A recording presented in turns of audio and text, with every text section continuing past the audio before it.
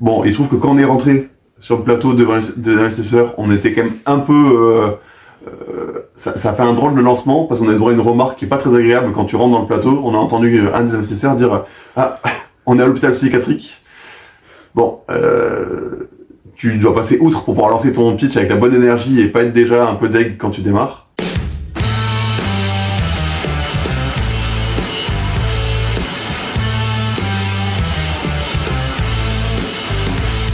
De toute façon, c'est toujours ce même stress quand on a un pitch à faire, c'est qu'on est stressé de faire le pitch parce que c'est un pitch où il y a un enjeu qui est assez important. Et en même temps, à chaque fois, on se dit, mais en fait, on connaît notre projet, on sait ce qu'on veut dire, mais il y a la peur de perdre ses mots, de bafouiller, de vouloir parler trop vite parce que dans le stress, on se dit qu'il faut aller vite. Mais en fait, je suis assez content de le pitch. On a eu pas mal d'interactions autour du pitch, alors que ce soit avec donc, les personnes de la production, mais aussi nos accompagnateurs et des regards extérieurs qui nous ont aidés à avoir un pitch qui soit le plus efficace possible dans l'exercice. Je pense que quand on est passé devant les investisseurs, on était à la 5 ou 6e version du pitch, mais à un moment donné où il faut se dire ok, là on commence à le connaître et ça devient joueur que de commencer à le modifier le matin même du pitch parce que c'est prendre le risque de après se perdre totalement. Bonjour à tous, je m'appelle Simon et avec Antoine on a créé Ilia pour faire la révolution écologique de la douche. Moi j'ai aucun souvenir de à quelle vitesse j'ai parlé. Aujourd'hui, on est dans une phase d'accélération commerciale pour Caterio et dans une phase d'installation et de data cyclique. On fait des tests avec des partenaires pro, hôtels, bailleurs, camping et particuliers pour que demain la douche cyclique devienne la norme. Je sais pas dire si j'ai parlé doucement ou pas doucement. Moi j'ai un bon souvenir du pitch. Je me dis, j'ai l'impression qu'on l'a bien fait, c'était même presque étonnant par rapport aux répètes qu'on a fait, on n'était pas vraiment en situation. On avait l'énergie, on était souriant, on sentait que notre projet nous tenait à cœur, quoi, et j'ai l'impression que ça s'est quand même ressenti, surtout juste avant ça, juste avant de monter sur le plateau et que ça commence réellement. En fait, on a tourné 2-3 fois des scènes d'entrée sur le plateau pour qu'ils puissent filmer derrière nous, devant nous, etc. Qui sont en fait des scènes qui sont montées ensuite. Et du coup, on tourne ça 2-3 fois, et puis au moment où ils nous lancent, on entend quelqu'un nous dire 3, 2, 1, c'est parti, et là on a genre... Mais c'est vraiment parti en fait. Là, c'est plus un exercice et on entre et ça commence.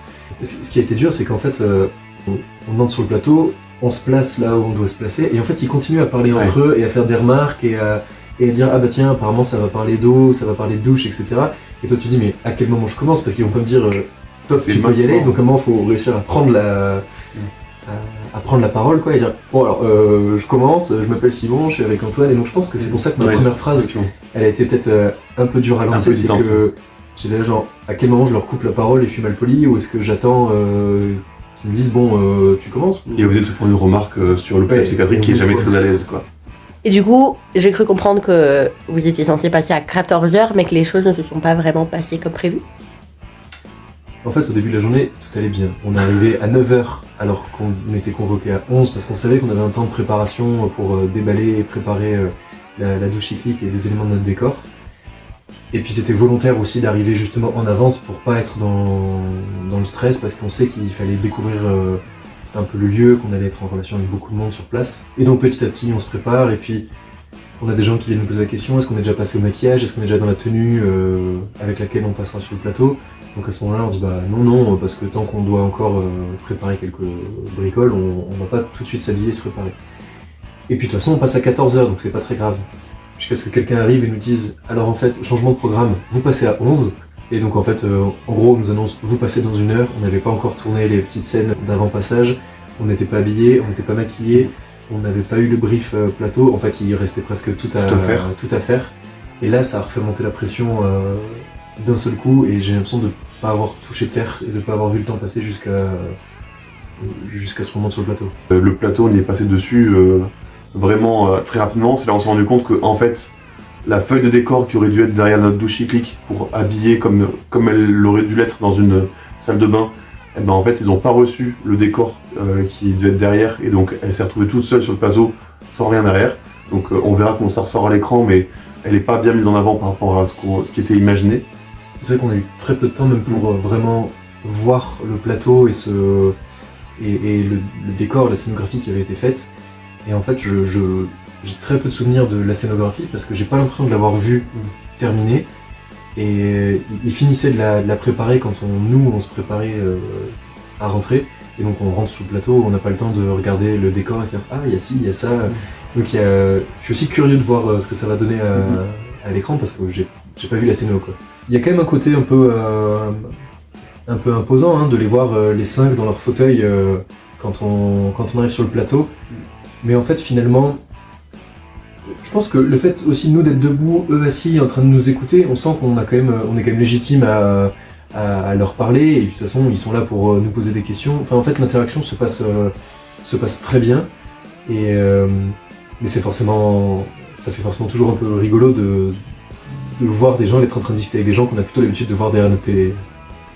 Moi, je pense que ce qui m'a le plus marqué, c'est le contraste entre ce que j'imaginais être le plateau et ce qu'il était vraiment. On a une image du plateau à la télé, mais en fait tout est filmé d'un côté et donc on se rend pas compte de la taille que ça fait en vrai.